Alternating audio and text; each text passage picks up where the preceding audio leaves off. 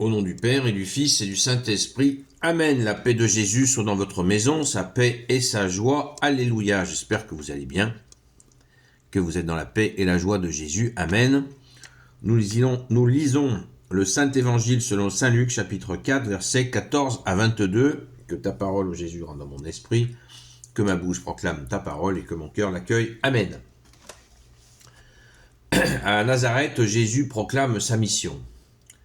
Jésus revint en Galilée avec la puissance de l'Esprit, et l'on commença à parler de lui dans toute la région. Il s'était mis à enseigner dans leur synagogue, et tous chantaient ses louanges. Jésus vint ainsi à Nazareth, où il avait grandi. Il se rendit à la synagogue, comme il avait coutume de faire le jour du sabbat. Et il se leva pour faire la lecture. On lui passa le livre du prophète Isaïe, et en le déroulant, il trouva le passage où il est écrit « L'Esprit du Seigneur est sur moi. Il m'a consacré pour donner aux pauvres une bonne nouvelle. Il m'a envoyé annoncer la libération aux captifs, la lumière aux aveugles. Il me faut libérer ceux qui sont écrasés et proclamer une année de grâce de la part du Seigneur. » Il roule alors le livre et le redonne au servant, puis il s'assoit. Et tous dans la synagogue ont les yeux fixés sur lui. Alors il commence à leur dire « Aujourd'hui s'accomplit cette écriture, voyez ce qu'on vous rapporte. » Tous l'approuvaient et s'étonnaient de cette révélation de la grâce divine qui tombait de ses lèvres. Il disait et pensait que c'est le fils de Joseph. Merci Jésus pour ta parole. Merci Jésus pour ta parole. Donc cette annonce de la mission de Jésus, Jésus prend soin de le faire dans une synagogue. Et bien sûr, c'est la joie pour ceux qui dans leur cœur ont entendu qu'ils ont sous les yeux le Messie. Le Messie tant attendu, annoncé 800 ans plus tôt par Isaïe. Et c'est très fort pour eux, puisqu'ils l'attendaient depuis longtemps. L'Esprit du Seigneur est sur moi, il m'a consacré pour donner aux pauvres une bonne nouvelle.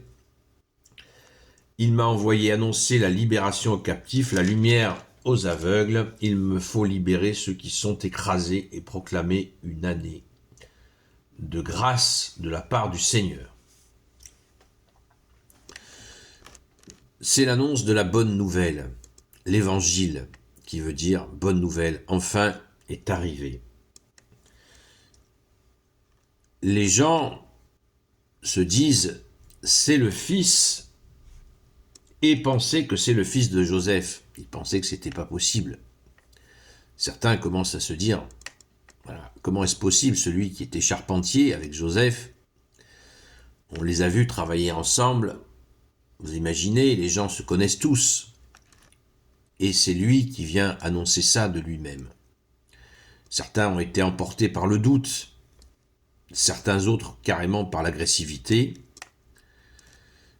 et qui les conduira, bien sûr, on connaît la suite, à demander aux Romains de le crucifier. Merci Jésus d'être offert pour nous.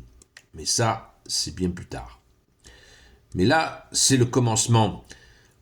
Alors plongeons-nous dans ce commencement où Jésus ne triche pas.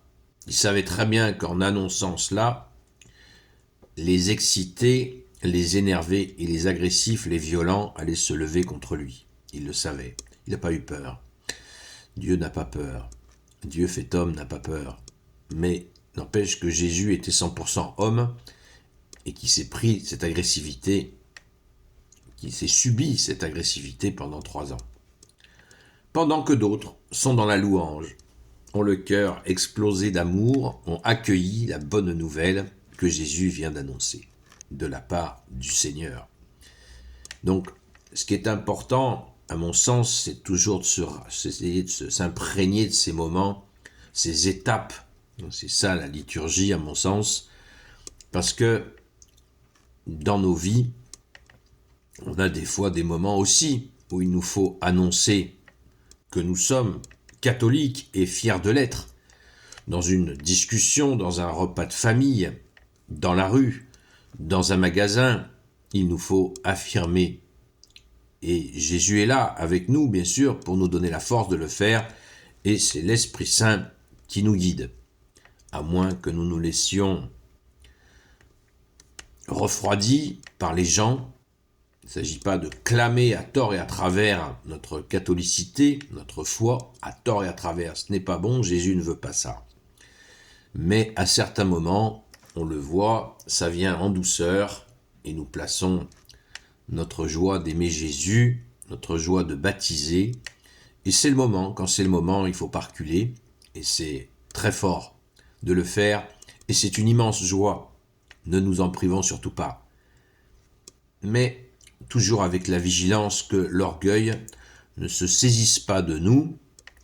Et là, on passe à côté.